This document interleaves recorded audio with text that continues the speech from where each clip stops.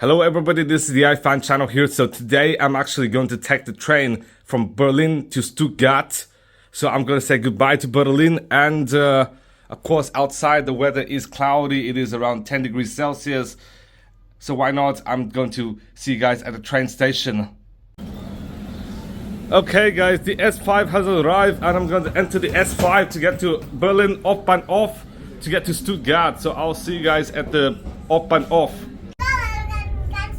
Okay guys, I'm currently on the train now, halfway between Berlin and Stuttgart.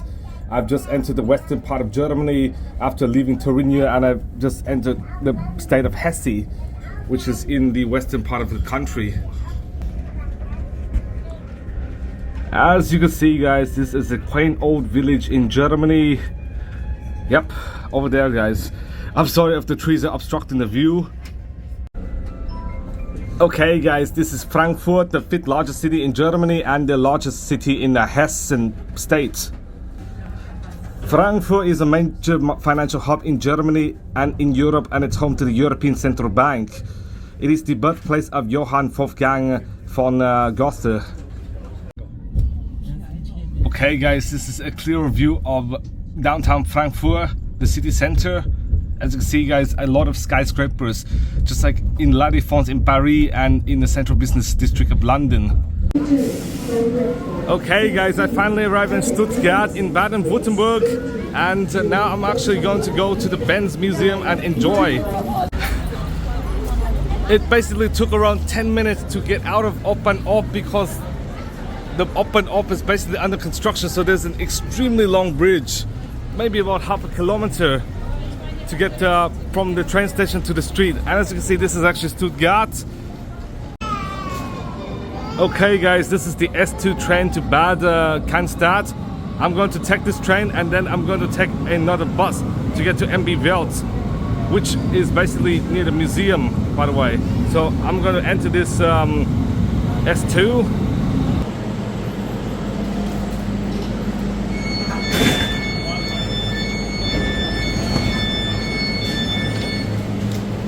Okay guys, this is the S2 by the way, and I'm gonna be going one stop to Bad Cannstatt, which is basically the last stop of the S-Bahn. Okay guys, I just left the S2 and I'm now looking for a bus which takes me to the Benz Arena, so why not? Okay guys, I'm currently at the arena, and as you guys may know, there are actually 6 automakers based in Germany. One is BMW, short for Bavarian Motor Works, which is based in Munich. 2 is Audi, which is a subsidiary of Volkswagen, based in Ingolstadt. 3 is Volkswagen, based in Wolfsburg. 4 is Porsche, which is based in Stuttgart, in Zuffenhausen, which is close to here. And then 5th is Opel, basically a subsidiary of PSA Group under Stellantis. And then of course there's Mercedes Benz, which is based in Stuttgart, one of the oldest automakers in the world. And Carl Benz actually did invent the first car, which is called the Patent Motorwagen, in 1886. After a slight walk, this is the MB Museum. As you can see, it is quite cool looking, basically in the contemporary style. And why not guys, I'm going to go in and take a look at some cars. I'm basically a big fan of German cars, by the way.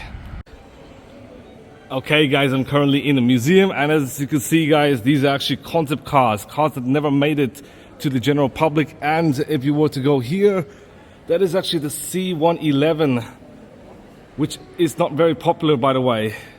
And if you were to go through this circle, it will show you like inspiration and of course the design process, the interior design process and stuff. And it is quite cool museum. This is the 500,000th G-Class wagon ever built. It was built just 1.5 months ago, and it is sitting at the museum. The G-Wagon, as you guys all know, is actually a cult icon throughout the world, just like the Range Rover. Okay guys, this is actually the 600 Grosser, which in 1963 was the most expensive car in the world according to Top Gear.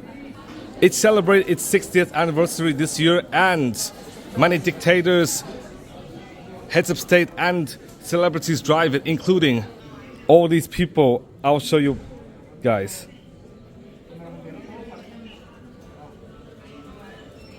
Even Kim Jong-un as well. And of course Pol Pot and the Pope even. In 2008, Top Gear actually did compare the Grosser to the Corniche, by the way.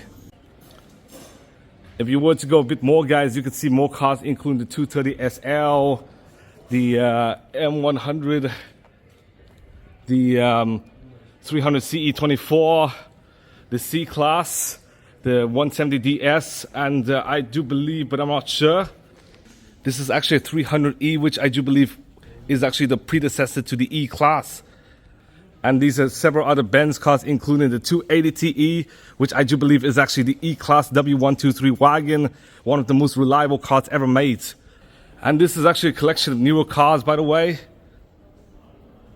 And over here is the new S Class released 3 years ago. I'm trying to find the new E Class, because the new E Class was just released several months ago. Over here, guys, is actually a redesigned C Class. It absolutely looks amazing. And as you can see from the interior, basically looks futuristic and high-tech. Yep. This is actually the top floor of the museum, describing the very early days of the car in 1886. As you can see, there are actually two cars, the Benz Patent Motorwagen and the Motorkuschke Daimler, with this being the first gasoline-powered car and this being the first four-wheel horseless carriage. This, however, was invented by Carl Benz in 1886, and this was invented by Gottlieb Daimler also in 1886. Both cars are horribly slow, going at a top speed of less than 20 kilometers an hour, which is laughable by today's standards, but it is revolutionary at the time. The Daimler-Benz partners not only invented the car, they also experimented other items, including a bicycle and even, of course, a ship and several others, as you can see. Look around the museum and find out. Daimler and Benz also worked on several locomotives as well, and if you were to go up here, as you can see, look at it. Look at this car. Basically more like a modern car than the Patent Motorwagen and that other four-wheel horseless carriage invented in 1886. As you can see, look at the Benz Victoria. It looks more like a modern car, kind of like the Ford Model T. And if you were to go here, those cars start to resemble the Ford Model T even more.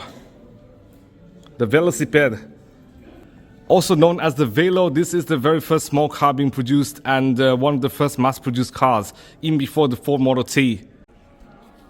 Benz and C was founded in 1883, just 3 years before the Patent Motorwagen was invented, and in 1886, after the Patent Motorwagen was invented, Bertha Benz, which is the spouse of Carl Benz, actually took a ride from Mannheim to Potsdam to show the world that the car actually does work, by the way.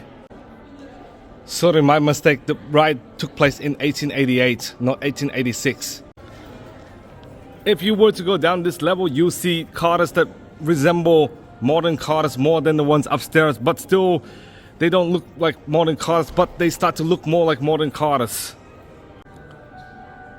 This car might have 60 horsepower and might achieve a top speed of 80 kilometers an hour, which is pitiful in today's standards, but in 1904 it is absolutely revolutionary. This car, however, has around 35 horsepower and it could do a top speed of 75 kilometers an hour. And if you were to see these two cars, this car has a top speed of 95 kilometers an hour with 75 horsepower, and this car has 18 horsepower with a top speed of 60 kilometers an hour, and it's from 1905. As you guys might know, Carl Benz did also invent the bus in 1895. And here's some examples of Benz buses, including this and even this, which is a really early version of the bus in 1907.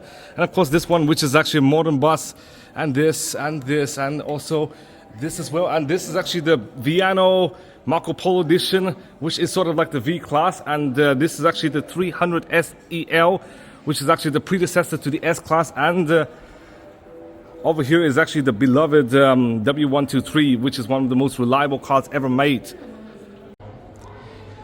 Not only is Daimler-Benz known for making cars and buses, they're also more known for making trucks, as you can see. Some of the older trucks to some of the newer ones. And of course, these are some of the earlier cars during the 1930s and 1940s. In 1928, this was one of the fastest cars, going at a top speed of 190 kilometers an hour, which might seem about average, but in reality, at the time it was groundbreaking. With a supercharger, it could go up to 225 horsepower, but the overall horsepower range is about 170. And here are some other cars as well. As for these two cars, heads of state and even members of the Nazi party and celebrities drive these two cars, especially this one, which is actually the 770 Grosse Benz. In fact, Adolf Hitler even owned this 770 Benz, by the way. This, however, is the 260D Pullman limousine, which was the first mass-produced diesel car. And since this consumed very little fuel, it is actually popular as a taxi during the 1930s and 1940s during World War II. The truck next to the 260D was actually released in 1932, and it was the first diesel-powered truck. And if you were to go down to the post-war era, you could see cars which resemble modern cars with the three-box shape, just like this and this.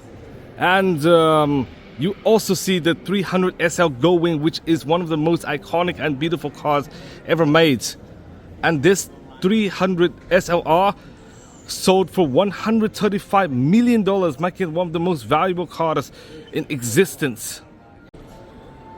The Gullwing has 215 horsepower and could go a top speed of 250 kilometers an hour, which might seem kind of average today, but during the 50s it was fast, and this car could go up to 290 kilometers an hour, making it one of the fastest cars during the 1950s. This, guys, is actually the Unimog, which is known for being an overbuilt vehicle, and as you can see, the refuse truck along with the World Cup coach are the only two vehicles you could enter. As you can see, this is actually the refuse truck, 2005, and this is basically the only vehicle along with the World Cup coach you could actually touch and enter. And this is what the interior of the car looked like. It has a top speed of 85 kilometers an hour. As you can see, these are the cars some famous people have owned, including this, which has been owned by several dictators, monarchs and heads of state, and this being owned by Konrad Adenauer, who was the first West German president. And these two are actually 770 Grosses, with this one being owned by Wilhelm II, the last emperor, and this being owned by Hirohito, and of course this, which is one of the first Benzes in 1892, was owned by the Sultan of Morocco.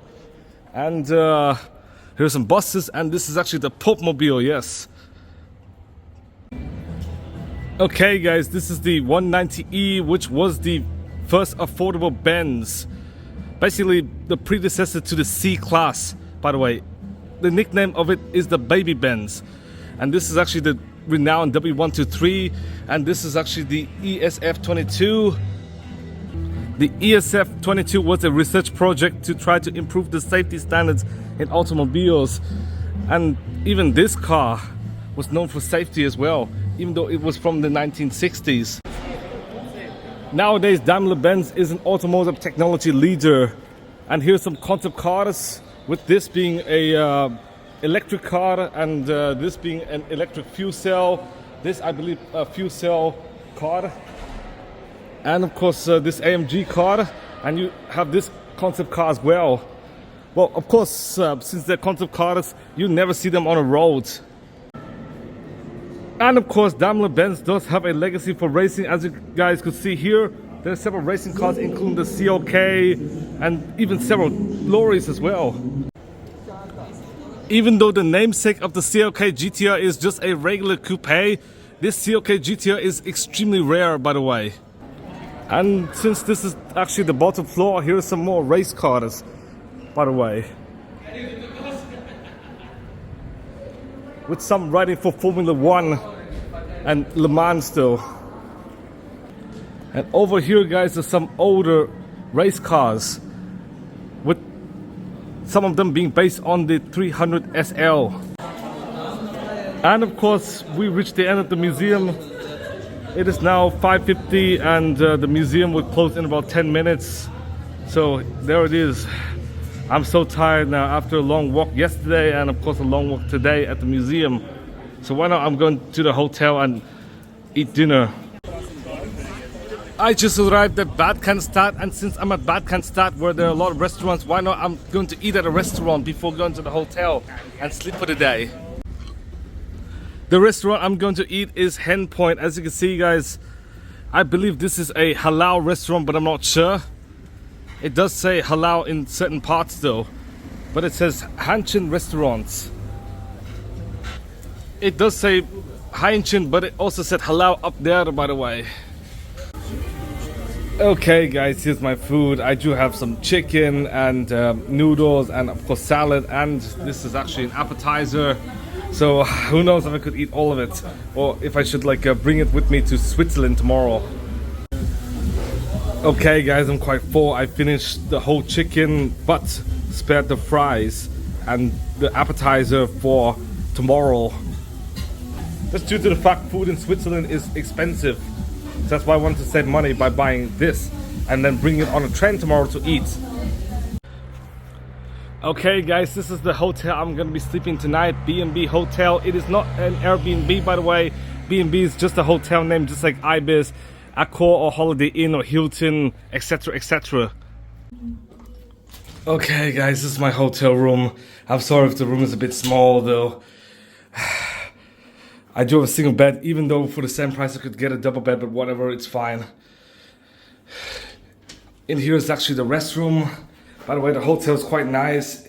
It is simple, albeit it is nice. It even has AC, unlike the previous hotel, even though the previous hotel was more luxurious. Unfortunately, today I could only go to one museum, the Benz Museum. I could not go to the Porsche Museum because the Porsche Museum closes at the same time as the Benz Museum, and I basically spent all my time at the Benz Museum from like 4 o'clock to 6 o'clock. Basically, I arrived at Stuttgart at 3 and tried to get to the Benz Museum. I arrived at the Benz Museum at 4 o'clock and then enjoyed until 6 o'clock when it closes. So I don't have enough time to get into the Porsche Museum. Plus, because I walk a lot in Berlin, I become extremely fatigued. My legs become extremely fatigued. So it is basically very hard to walk. But when Daimler purchased Chrysler in 1998, that's when Daimler-Benz's reliability and quality control started to go downhill. It did reverse in like 2005 when Benz's quality finally become a bit better, but Benz today is no longer known for reliability as it was during the 70s and 80s. The cars are still great, but they're nowhere as reliable as they were during the 70s and 80s. And also my parents in Asia have owned several E-classes ranging from the W210 all the way to the current one. Basically, they're fans of E-classes, by the way. So thank you guys for watching. Please give a big thumbs up, subscribe for more videos. And I'm just exhausted. I'm just going to sleep now. And tomorrow I'll be at Zurich, so I'll see you guys then.